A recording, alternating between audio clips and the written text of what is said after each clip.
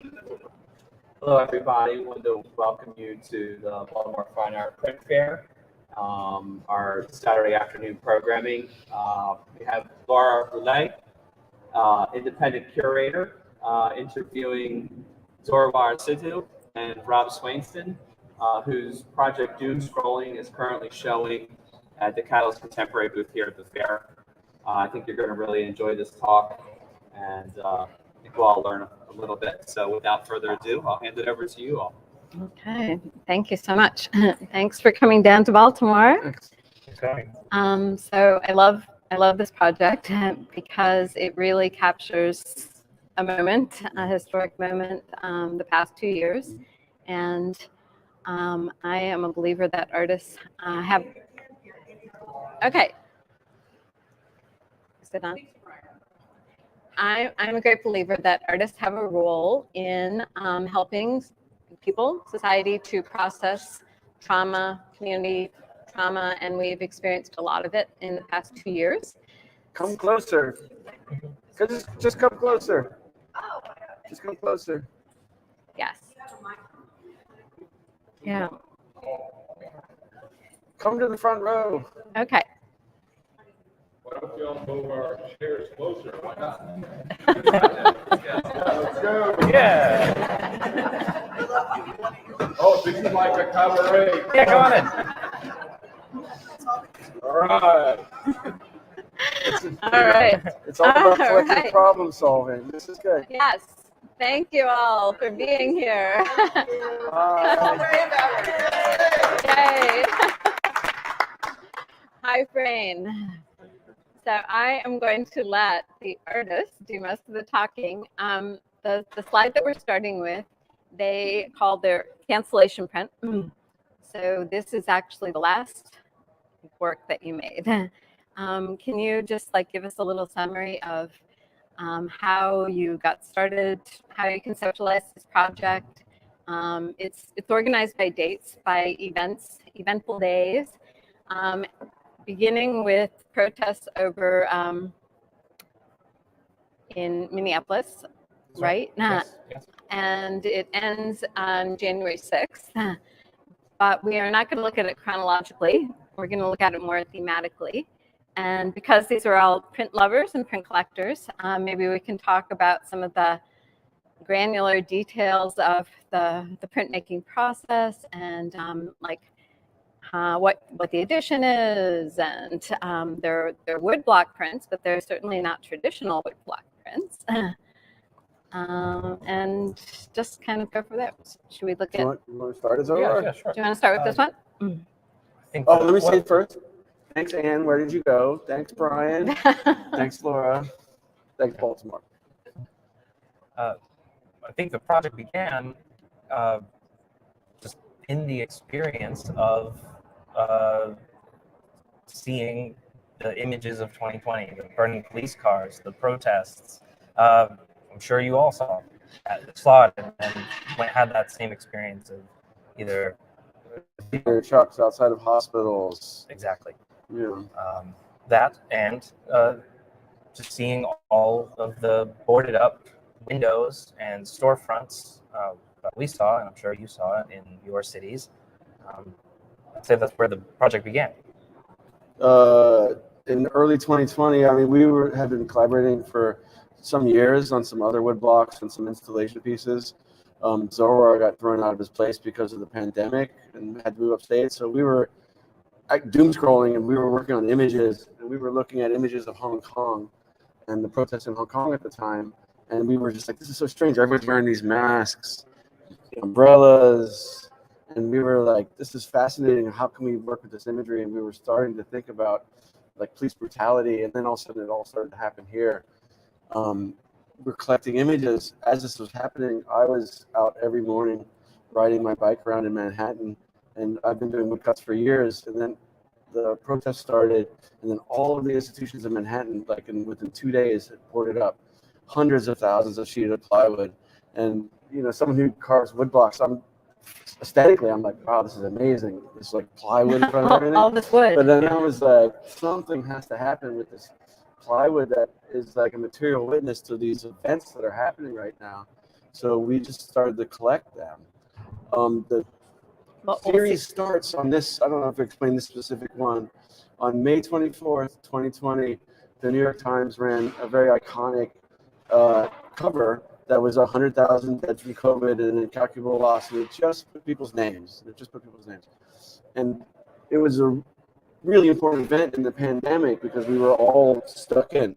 The next day, George Floyd is murdered, and then the protests start the next day after that, and then the events just kept coming and coming, and all of the culture war stuff, all of the political stuff, all of the protests, all of the COVID, all these spectacular events.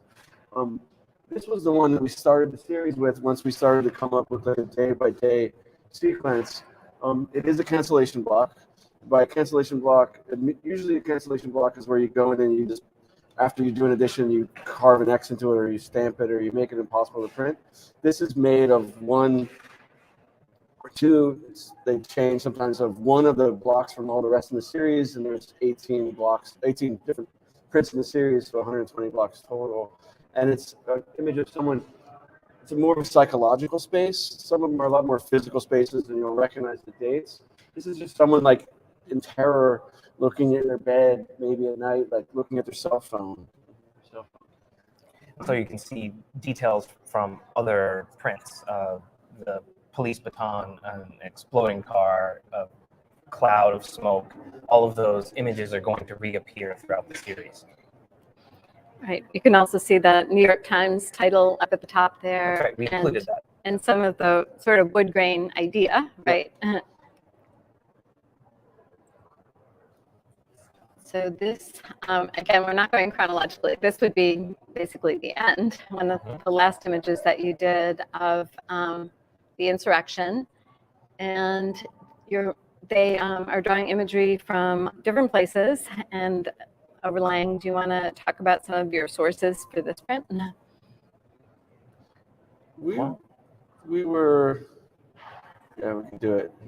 Either of us could talk. We've been collaborating so long. It's like we do this, but you need to always read each other's minds. Sort of like, this is the first.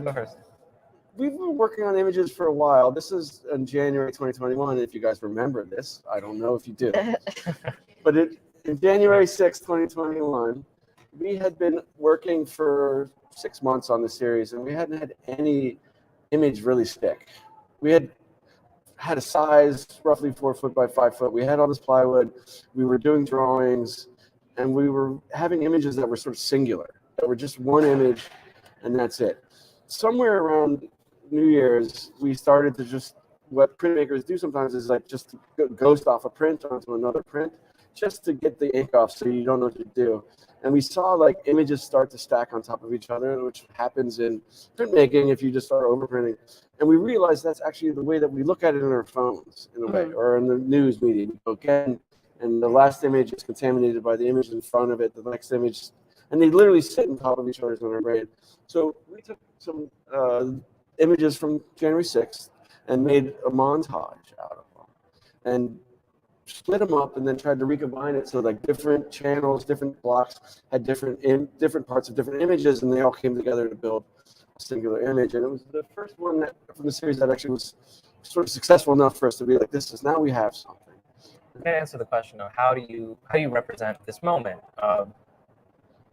What's going on inside? What's going on outside? You have to include all of that, and that the conflict that is in all of these is montage was really apt for that, because you have two images literally conflicting with one another, conflicts of space, conflicts of color, conflicts of shape, etc.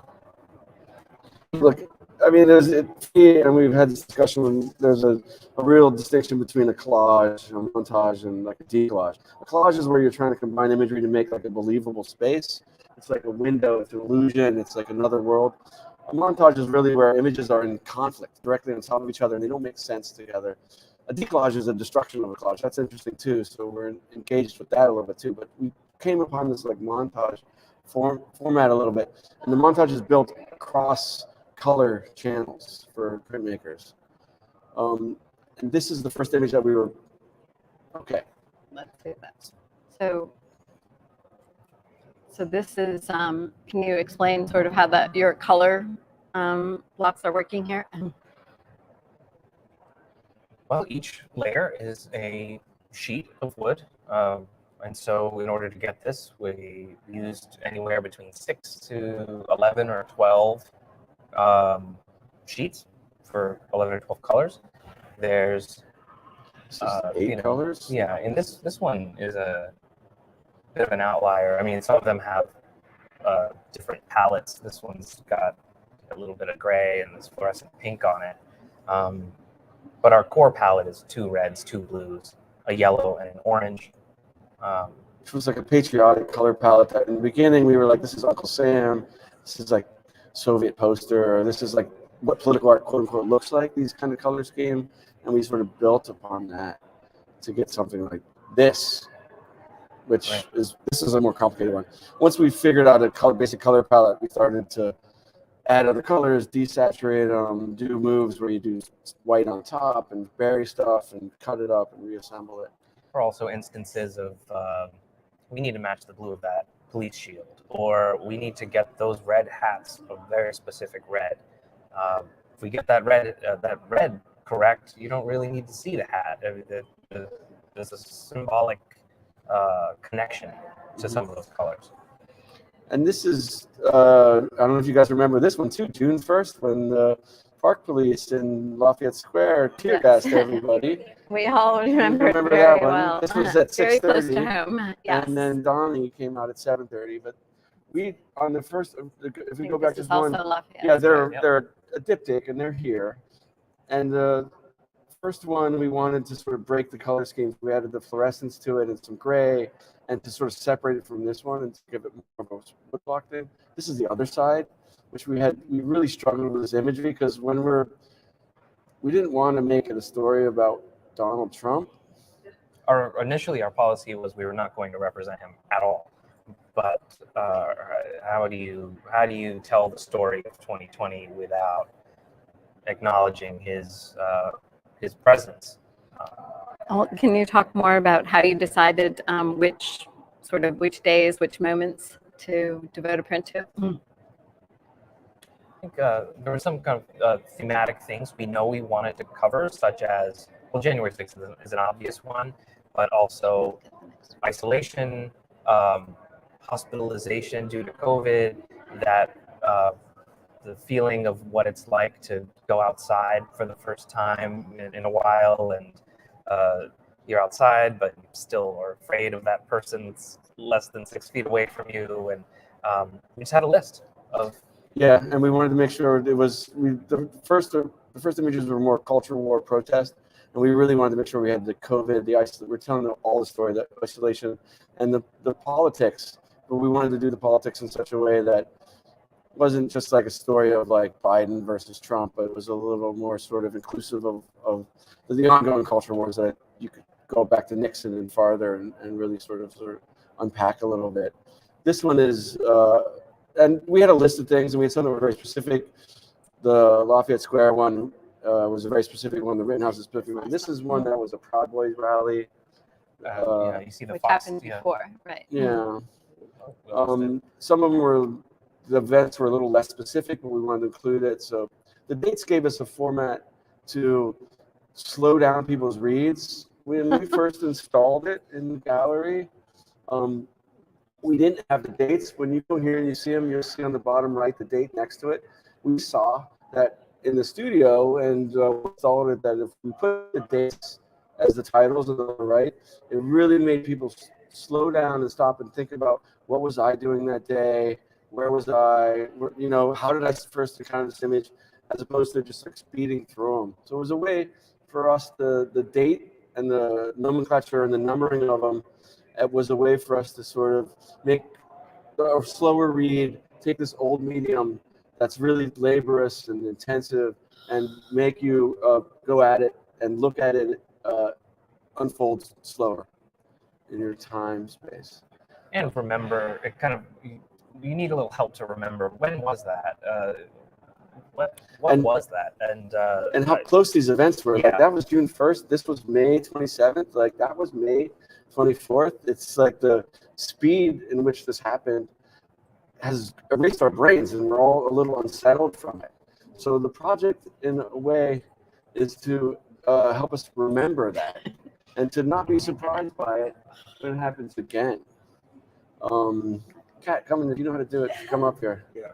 Or get Brian. Oh, that just dropped out. The ones that we have here, I mean, there were really specific ones we wanted to do, and I'm sure we're going to see these photos.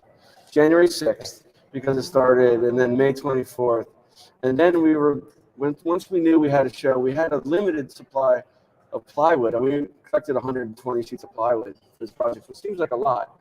But when you do 6, 7, 8, 9 layer woodblock prints, and each one is a layer, do the math. Like, I'm not very good at math, but that's more than 120 sheets of plywood. So Yeah. we were like, we got enough for like 18 to 20 of these. That's what's the series? What are the things that make sense? How do we tell the whole story?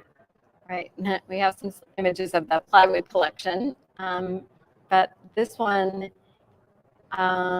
is Kyle Rittenhouse. You might recognize this moment. So again, we're not going chronologically, but this is more dramatic, I would say, in your composition. So still a feeling of chaos, but more directed. And I'm an art historian, so I love the kind of art historical references that the artist brought into the series. This is not the lamentation that maybe you used, but it's also in the National Gallery collection, and it's also by Albrecht Dürer. A lot of the art historical references seem to be dating back to the Renaissance, a time of plague as well. And so there are often references to the bubonic plague, or focus on the church, on death and mourning. And I love that you made that connection between our era and hundreds of years ago. Do you want to talk about sort of how such things evolved? Well, part of our studio time is spent just looking at prints we really like, and say, look at the way that Goya divided this composition. How can we use that? Look at the way that Dürer represented rays of light with line. Look at the way a lens flare happens in contemporary photography and how we represent it. Look at the formal stuff with print that works. From a student of mine might hear this lecture. Where's the flip, the inversion? If you look at here, you'll see like a positive and a negative line flip. For us, I want to point out one thing. Yeah. This is Kyle Rittenhouse, but this is also Anthony Huber, who's the person who's murdered. So let's not forget that. Let's not say that this is just about Kyle Rittenhouse. It's important for us. This was a really challenging image for us. He's actually the Christ figure. Yeah, this was a very challenging image for us because we started it when this happened in August. That's right. And we didn't finish it. We just kept poking at it. And we're like, how can we do with this? How can we do with this? We poked at this image for a year until Rittenhouse was on trial. And we didn't know what was going to happen. We didn't know what was going to happen. And as we were proofing this when we finally got to the point in which we thought we had a good image here where we didn't glorify this figure, where we collapsed 16th century technologies of like how light is representing the 20th century technologies of how the lens do it, with drawing, with painting, with color, with all the things. This is a moment in the series where it all sort of clicked with us. But it was clicking just as this trial was happening, and we didn't know what was going to happen. And we were actually printing it and refreshing our phones, going, is the verdict coming out today? Is the verdict coming out today? Yeah, and it was a way for us to also process these events and kind of get them out of our heads and off our phones. I mean, I had told this to Zorawar, and I had real trouble with this image because there's photography behind it, and there's art historical references, and there's various sampling from prints and painting, but there's also redrawing. You can't trust the computer is not going to do it for you. You got to read printmaking. You make a black and white drawing, and then you make a block out of it, and then you finally see what the color does. But you got to redraw it. You have to redraw it. So Anthony Huber, like, I drew that body 12 times, 15 times, like just again and again and again. It's a kind of contemplation, but it's also like trauma and PTSD. Like, I've been to plenty of protests, and I used to skateboard, so that kid could be me, you know, that kid could have been me. So I'm like, I have to reconcile this. I can't just see this image and go past it. It has to be something that we collectively needs to understand and be aware of, and if we're going to kind of stop this stuff. And it's maybe a little evangelical. That's the wrong word too. That's maybe a little, yeah, a little romantic. That's a better word. It's a little romantic of it for the position of art, but yeah. Well, formally, I love the different grids that you put in here using the fencing and just a way to, I don't know, all of the canvases or all of the prints are incredibly activated, but it can, you know, be hard to balance like the sense of chaos and energy and violence with a way to organize it, and so that you're sort of like directing the viewer and in how to interpret what they're seeing. Mm-hmm. So this is one of my favorites. This is a little bit lighter, I think. Yeah. Lighter. Well, I think this is one where you do work in a little humor, especially when you see this inspiration. Yeah.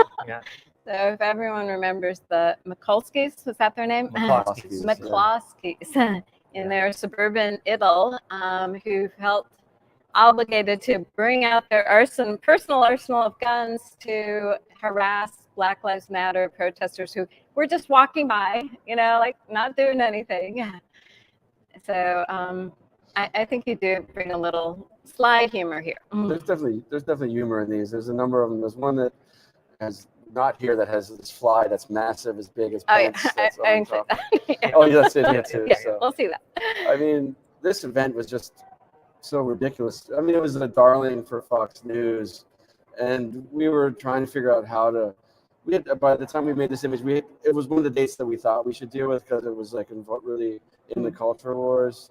But we were also looking at symbols of like suburbia and wallpaper. We were looking at the history of like William Morris wallpaper. But we were also looking at the little gun and the sort of macho posturing that you get with the James Bond thing that was happening, and the fear. This was a fun image. Yeah, this is fun.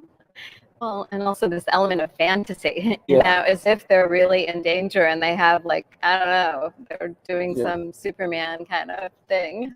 Yeah. So this is also like a diptych. Yes. Right. So if you follow the police barricade back, you can see both sides. And Black Lives Matter connects on the top. So can you talk a little bit more about, it sounds like you were working on a lot of prints at the same time. So how did you balance that? Were there some that you ended up discarding and some that you ended up, this really needs to be a diptych? Yeah, some of them didn't make it all the way through. We probably worked on 4 or 5 at a time. This one, we really struggled with this one for a while. And the answer for us was to incorporate this text across the surface of the graffiti this is where we're kind of working out our montage idea, but also referring to how the wood had lots of graffiti on it, and it was kind of a really honest voice of the people and the protests that it was, you know, a part of. Yeah, we had to really figure out a way to let the wood be a witness in the graffiti that was on it, and the way the material really sort of sync with it. And we also wanted to figure out a way not to make like singular images that had a single read, images that you could sort of look at and the read would change and they would unfold slowly. And this was this diptych, because this was actually part of the trip that we broke them up, and we wanted to make everything work individually, but we wanted to have them together. There's actually a third one in this that the police barricade matches with too. But this one we had more of a single image, and we really decided to break it up. And we really decided to go back in and carve into it and do graffiti text. We realized that we know things intellectually, but when you see it formally and visually, you need to be reminded of things. We're wired as people to see faces and to see text. We'll look, if we see something that looks like a face, well, there's a face, there's some writing, and we'll see that. So we realized that we could actually bury faces and text inside of things and bring other elements forward, and that the faces and the text will come out later. So it was a way to sort of slow down the read and to sort of tell you that there is something there. You can see the text there, but then you have to sort of decode it. And in your decoding, you begin to see all the hands, and you begin to see the barricade, you begin to see the placards, the signs, you see the other text, you see the landscape, you see the buildings, you see all of the things that you probably wouldn't see right away unfold because you're led through it formally with the knowing, cueing in that the text is there. So it was a formal device that we had discovered, but it was also a way to let the material speak and to have the read slow you down. So I'm going to try to speak slower. So how many layers of text are we seeing here? We're seeing the graffiti layer is orange. And Yes. is that from the wood? Is that the reference to the protest signs? It's a reference to the wood. It's not literally in the wood. There is some instances where the surface of the wood, maybe there's a poster on it, maybe there's a thick layer of paint, which does print backwards, of course, and it's present materially. Well, you've got the orange text, but also the signs that the protesters are holding. Couldn't really tell you how many layers of text there is. We have to remember. The longer you look, the more you'll see. And it's they're built differently than a regular wood block, or most normal prints are built with the idea of a key block, in which there's one block that has the information darker, and then the colors kind of fits in around it. There's no dark in these blocks, but everything is a very transparent color, and the darker colors are all where 3, 4, 5, and 6 blocks line up. So the text is interspersed between them, and the text isn't legible in any one. If you look at any one of the layers or any one of the blocks, you can read anything. It emerges in between things, which is one of the technical things that Zorawar and I have been trying to work on for years in order to sort of build images outside of a regular way that print is built. It's a technical thing. And sometimes it doesn't come out because the wood is very warped and weathered from being outside. So there's a little bit of chance. Sometimes. I mean, we found ways to make it print. Many times we would think that we had something that was going to work. We had good drawings, we had good carvings, and then we'd print it and we're like. So speaking of the wood. Yeah, there it is. This is the actual wood that they used in making this series. So there are a couple slides here showing what, if you were up in New York, parts of Washington look like this too. Remember when all of the stores were boarding themselves up? And here we have, is that Rob? Yep. This is me. Yep. Okay. Borrowing my friend's red van. I was like, I need your van. So I love the story of how you were just like riding your bike around and you're like, hey, look at all this wood. And how did you get it? Yeah. Everything was boarded up. How do you get a hold of people, right? And we were looking at it was everywhere. Like someday I'll do something with it. I was actually bought new lenses for my camera and everything, and was going out every morning and photographing. And I was realizing how much of a homeless problem New York City has, because they're invisible when there's people around, but when there's only homeless people around, you really see it. Yeah. But I was trying to locate how to get this wood from these stores, and the price of plywood had gone from $60 a sheet to $120 a sheet, so you couldn't get it anymore, and it was going up so fast. And Zorawar was upstate at this point because he had lost his place, and we were trying to research owners of stores. And then I was like, duh, we're artists. Yeah. We'll write a grant. We'll write a proposal. So we wrote proposals to the Whitney Museum and to the MoMA Museum describing the project, and got answers. Yeah, come take the plywood when we take it down. This is a great project. So, and we got sources from other places too. This is an early project we did. This is the first thing we did with the wood, was a show at 601 Art Space in September of 2020, where we boarded up the gallery and carved this image into the wood and then inked it so that you could see it. And while it was out there, it accumulated more graffiti, and we thought it was a way to take something that was intended to shield an institution and kind of turn it into a more of a redeeming thing where you could kind of re-enter a conversation and allow people to write on it. We built it. I don't know if you have another picture where there's a little door that opens.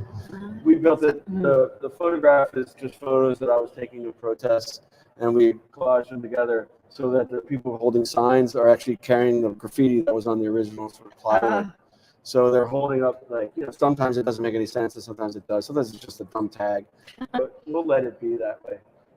It's 12 feet tall and 10 feet wide, so it's pretty large piece. And it's the first, it's the one we did before this, where we're like, makes sense with the material. It was still the summer of 2020. There was still a lot of stuff boarded up. It's a good piece. So it's sort of a precursor of the series. Piece, yeah. And some of the graffiti was just added by someone, this is like an the early blue photo of it, but dude. when it was up, when it was up for, because it was up for a month and a half on the Lower East Side, and there were still daily, weekly marches from Prospect Park in Brooklyn, across the Brooklyn Bridge, and into the Lower East Side, and up to Union Square, and sometimes up, and it was being tagged as that was happening. So. And do you still have this? Yeah. Yep. Yeah. It's in my office.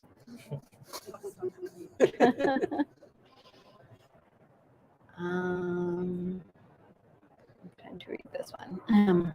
This is just, as New York City people, you maybe, they got privilege is the wrong word, but you saw a lot of the DC stuff, and you might have seen this.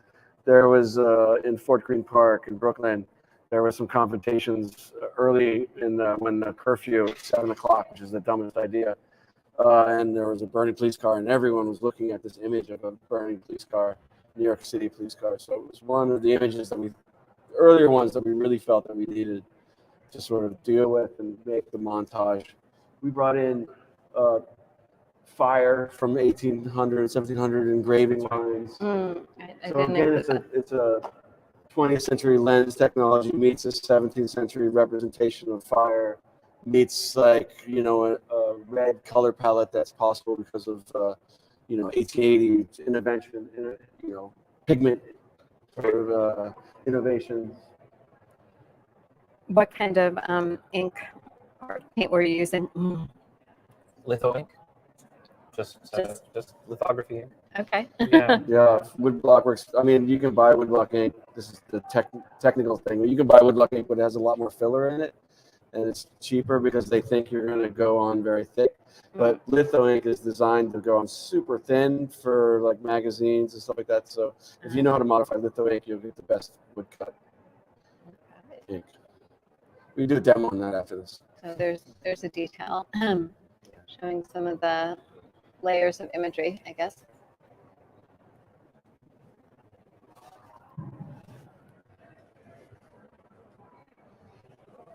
So this is the other part of the diptych that's actually a triptych. There's the okay. barricade, and then there's a hand that reaches over, and some other things that sort of connect it. 6, I don't know why they did it in New York City. 7 o'clock curfew, it's 7 o'clock in the middle of the summer. It just we have this problem with police brutality forever, where the cops just beat up protesters. I've been to protests, and they just do it for years. It's like open season on protesters. So the last one was Bedford Avenue. There was protests starting in Prospect Park and going to McCarran Park. And when de Blasio declared a 7 o'clock curfew, at 7:10, the cops were all on the line. And I happened to be out this day and was like, snap, snap, snap, take photos and then go home. Did you use some of your photos? This one has some of my photos in it, yeah. We recognize some of these people. Yeah. We had to represent the election in some way, but we really didn't want to make it about Trump versus Biden, kind of sticking with our original "Don't Show Trump" rule. We thought if we could, instead represent Stacey Abrams and Georgia, that maybe that would be a better way to represent it. And of course, Giuliani is the little goblin at the bottom of that. Yeah. Plus, the electoral college map is integrated into the image there because that image was something that I was constantly refreshing that just to see what's going to happen. November 19th was the day that it was like the recount was over in Georgia, and then it formally flipped. But Giuliani the same day was doing his Pathways to Victory speech, and with Right. Powell and all those nut jobs. Yeah. Oh, this is the day we pop the cork on the champagne. Yeah. And again, bringing a little humor. No one can forget this image. Right. So we don't show Trump, but we do show Pence. Kamala Harris is in that too. Yes. Let's not forget. And I noticed that the text that was actually behind them, and I don't remember what document it was, has been changed. So what did you change the text to? It's the same document. Is it the Declaration of Independence? The Is Declaration it? of Independence they would have on the wall behind, in the debates. For the Constitution or something like It's that? the Declaration. I think it's the Declaration of Independence. Okay, it looks different because it's Um, emphasis on suffering. Yes. We could not suffer these. I forget the exact text, but it was behind it. And sorry, you're writing conspiracy theory. There was this conspiracy theory that the media was intentionally putting the words, if you have the right angle, words suffer would show up behind Pence's head or something, and so we did it intentionally. So the word evils is right on the top of his head there. If you look right there, we buried it in there. Nice. But this was fun for us too. We were looking at like some of it was like Soviet posters and political posters with the fingers like this and that red blue color scheme. Mhm. But we were also looking at flies and stink and the sort of what flies reference like art historically, and we kept like trying to do drawings with this Pence little fly, and we were like, it looks like a raisin. Let's make the fly a little bigger. It looks like a fly now, but let's make it bigger. How can we make the fly? We make the fly. So we ended up with the fly this big, and That's an excellent fly. we also it's not in our. We're working and we're sitting together, and we're really looking at art historic. Like Zorawar has an art history undergrad. I have a political science background, and then print after that and visual art after that. But we like to just share images. And I was like, I can't look at Pence anymore. He looks like he's got a mask on. I was like, it looks like a Max Beckman mask. So we actually took a painting from Max Beckman and dropped it in over top of it, and was like, okay, I can look at Beckman. That's okay. Yeah. A fly would often be like an Vanitas painting, and sort of like symbol of mortality and, as you say, like sort of corruption, sin and corruption. I like this a lot. So at first it feels more calming, and it's sort of like the respite that we sought during COVID. But then you notice that there's a person with a respirator underlying it. And also you include another art historical reference here. So that's Holbein's famous painting. I think it's in the London National Gallery called The Ambassadors. And it has a famous trompe-l'oeil at the bottom. So there you can only tell what it is sideways. And you handily included the image of what it looks like sideways. So that's what it is at the bottom. If you were standing to the side of the painting, and you would be able to see the skull that's embedded there, which they also include here. So I remember this image. I think it was in the New York Times. It shows people was it Prospect Park? Domino Park. With the waterfront. There was a number of parks in New York. It looks almost like hula hoops laid in the ground. And this is for the idea of social distancing at the height of the pandemic. But it still has this feeling of kind of trying to seek some sort of relief and companionship. And even if you have to stay in your little bubble, still people just needed some kind of, I don't know, Yes. escape. Yes, to have that, but to also have this looming fear in the back of your mind that I could end up in the hospital for this.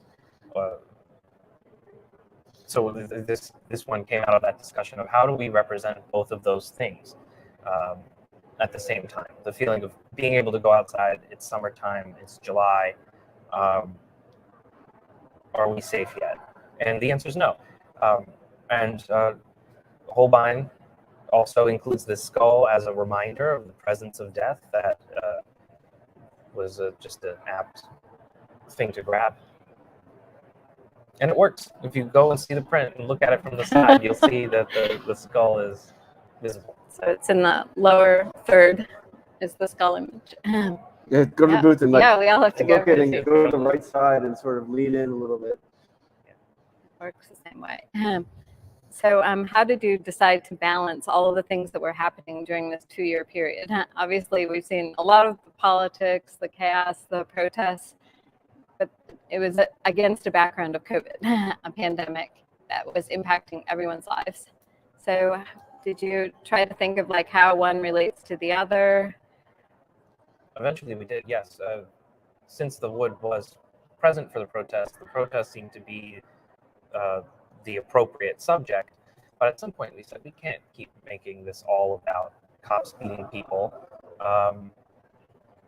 Especially we had this conversation before the election, but we have to talk about that. And I mean, COVID was such a big part of the year. How could you not talk about that? And the elections were such a big part of the year. And there's other events that we have on our list that hasn't. When California does mass forest fires, there's these amazing images of that. Yeah. And that ties into environmental disaster, and which is another subject we're starting to work with too. But That's the next series. there's other events that are. I don't know if it is balanced though. I mean, maybe that's me poking at it, but I don't think these events are balanced. The way that they become balanced for me, and maybe Zorawar, I don't know if you agree with this, is that they become balanced just because we slow them down. And that we throw this old media at it that makes you really sort of look at it and stop. And that's the only way they can become balanced, because if they don't, we just go right past it and it happens again. I mean, 2016 when Baltimore had some protests. Freddie Gray. Who remembers that? I'm in New York. And then all of a sudden, 2020, here we go again, and we're surprised. And then, in 2020, I don't know when it's going to happen again. Are we going to be surprised again? Yeah, well, we've talked about it, this a little bit as a time capsule. And I think that you're right, that we just had so much happening all at the same time. And it's difficult to even remember like what was happening a year ago, much less 2 years ago. And something like this helps to sort of build a collective memory. And so that we don't just forget and move on too quickly from everything that's happened, all of the trauma. There's one emphasizing more trauma and also has an art historical connection there. Mantegna's Dead Christ. And another lamentation scene, which I think is sort of like built in to your print as well.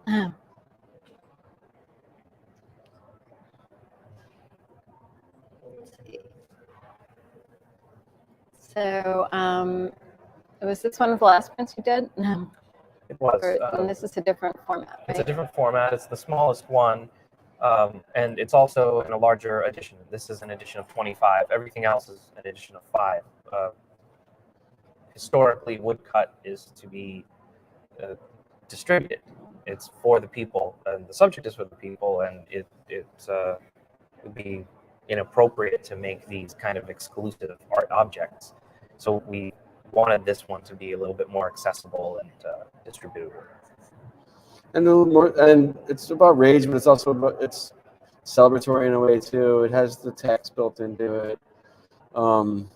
It's a moment when we really sort of had really figured out how to build this technically, and we really, if you go and look at this print in the gallery, you can really identify like how many colors that are possible just out of 6 colors. You can go and count them and be like 2, 3, 4, 5. It's kind of amazing print. And if you read at the top, you'll see it's a Desmond Tutu quote that's buried that's put in the top. Like if you are neutral in situations of oppression, you have chosen situations of injustice. You have chosen the sides of the oppressors. See it? And there's other text buried into it, and it has the sort of faces that are more harder legible, and the candles are made more legible, and the flowers are made more legible, and the fire is made less legible. So. It's also interesting that you included sunflowers, which are almost a precursor of the next crisis, which is in Ukraine. That's right. So you did this long before. Long before. Oh, we knew But, the yeah. Ukraine was going to happen. Right. So I'm sure people have questions, and we're lucky to have the artists here to answer technical or broad. I've been thinking a lot about how this sort of artistic series and output helps us to process crisis and calamity. But what's your overall feeling? Anyone have any response they want to share? I was several times you referred to Soviet era posters, and my memory of them, no expert, is that they're affirmations of certain virtues, strength, militarism, progress, whatever they are, but they tend to be affirmations. And in yours, not the last one, there seems to be a sort of different feel to it, which is the colors welcome you, but what's behind the color is disturbing. Was there something there? It's a good observation. That's a good observation. Yep. Well, it's sort of using the language of propaganda. Yeah. It's easy to look Yeah. at them because of the color. And that's intentional. Yes. Okay. We know the imagery is sometimes challenging, but we want the hook is the color. You look at it. And yeah, the Soviet is like affirmation of an ideology. But if you look at British posters from World War I and World War II and American posters, similar, they're all very similar in the way that they're constructed, and even the color palettes, which I think is based upon available litho colors at the time. But the color, we want to make something that you can look at and that is welcoming, and then the more you look at it, the more you see. If you make something that's like garish and you can't see it, no one's going to look at it. We want to have something that's readable for all levels. Like kids be like, "Oh, look at this orange! Oh, that flower!" And then, "Oh, look at that!" So we want to encourage you to look at them.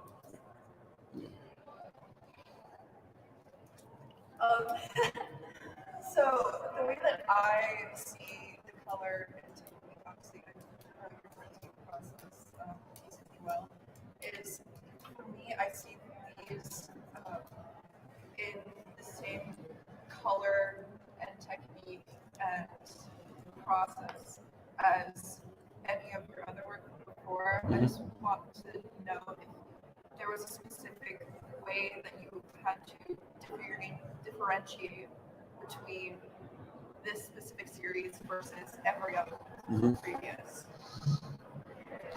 Well, there's two of us. There's two of Yeah, us. true. So That's the first part of the question. Yeah. So the question, I don't know if the mic heard Yeah. it. The question is like, you have the privilege of knowing some of my previous work. How is this differentiated from it? Which it is. I think you look at it, and I'm sure you could think it is. Everything is collaborated, which actually slows you down a lot. Right. The origins of our collaborations are just kind of a technical sharing and working in what's called post-digital printmaking. It's not a great term, but like using CNC and digital platforms.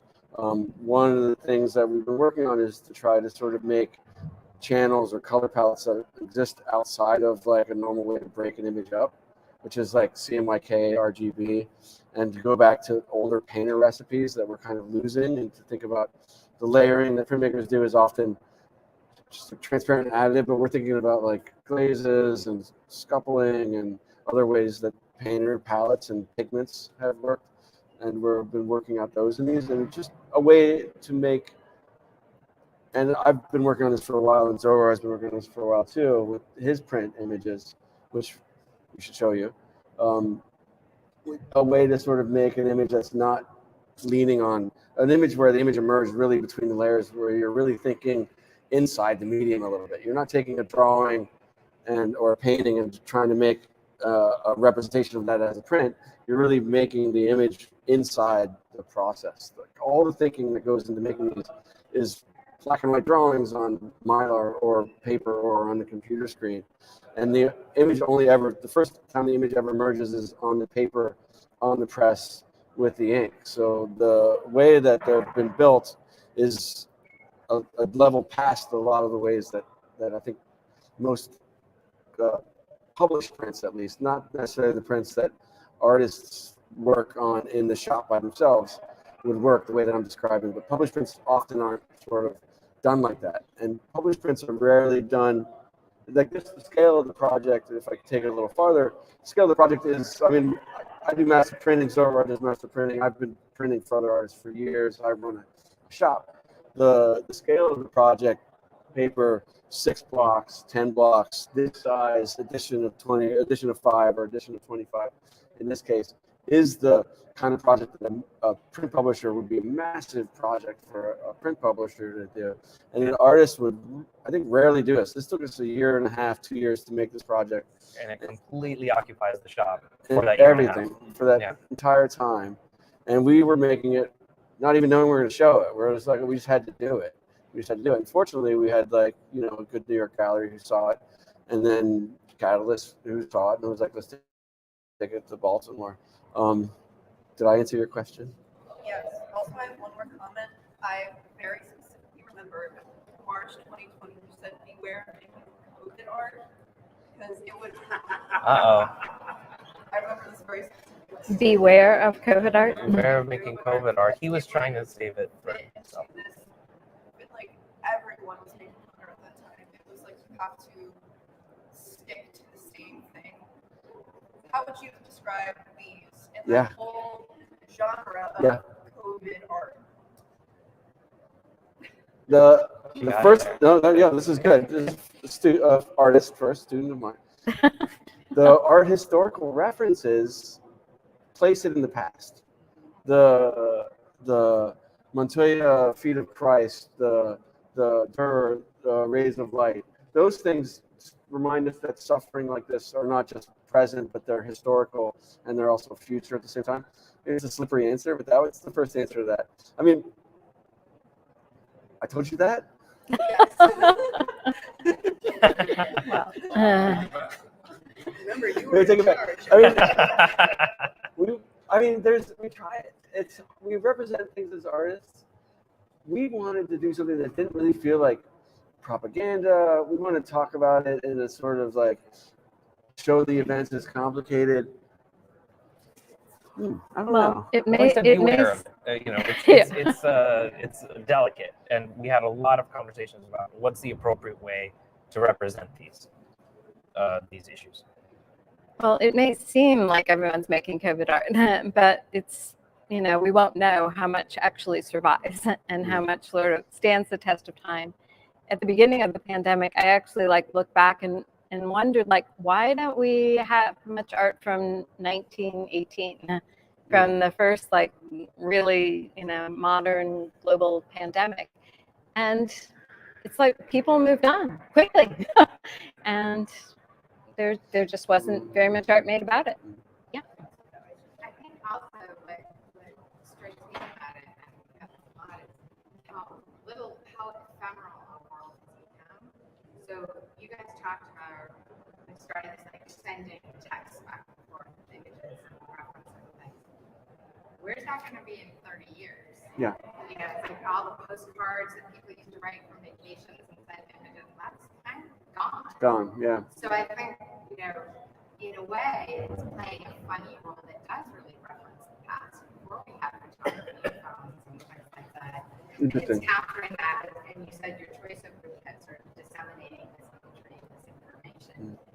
It's a funny cycle that we can hear. And that's what I found so cool.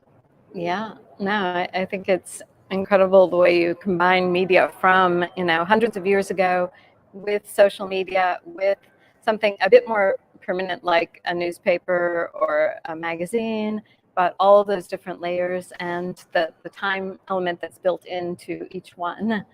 You're sort of like layering on top of it, and just the idea of a time capsule of how you have captured so many elements of what we've been living through, but like, when does it end? When does it begin? When does it end? Your series does begin and end. You made a choice about that. And it'll be really interesting 10 years from now, how much are people going to be able to decipher from this? So yeah, we've been asked that question before too. Lots of people. I don't know, it's 10 years from now. I don't know. Yeah, we'll see. We'll see. We'll see. We'll see. Yes.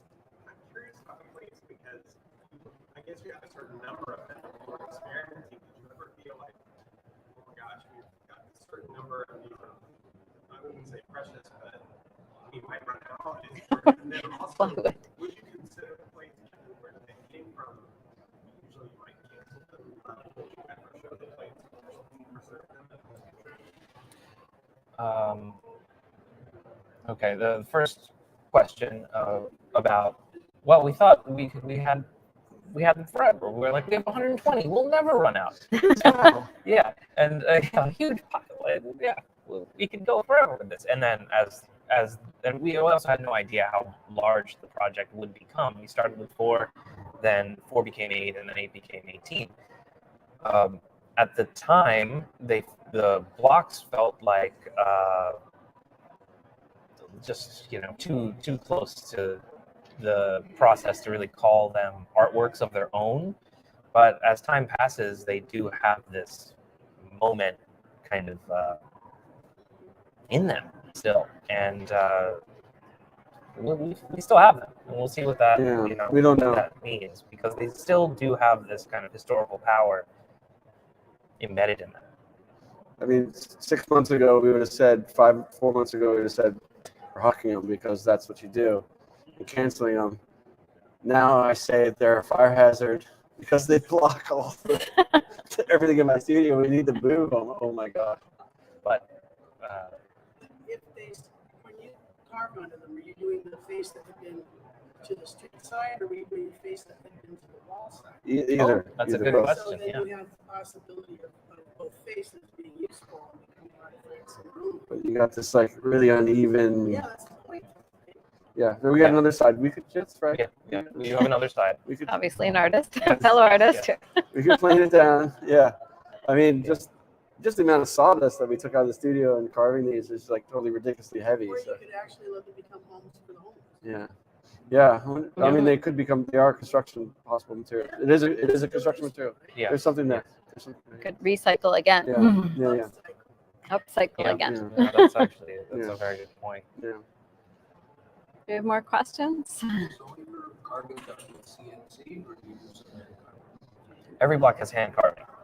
Yes, the CNC makes a mechanical mark, and that's only one of the kind of sets of possibilities that we have available to us. And it's so relieving to get your eyes off of the screen and look at a block of wood and touch it with your hands and use traditional tools.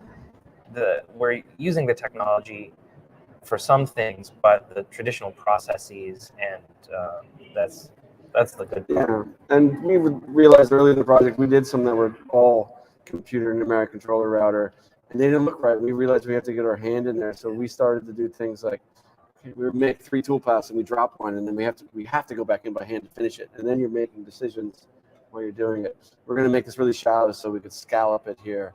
We're going to sort of intentionally leave this alone because we got to go in by hand. We know that we're going to do some distressing here, so they're mixed.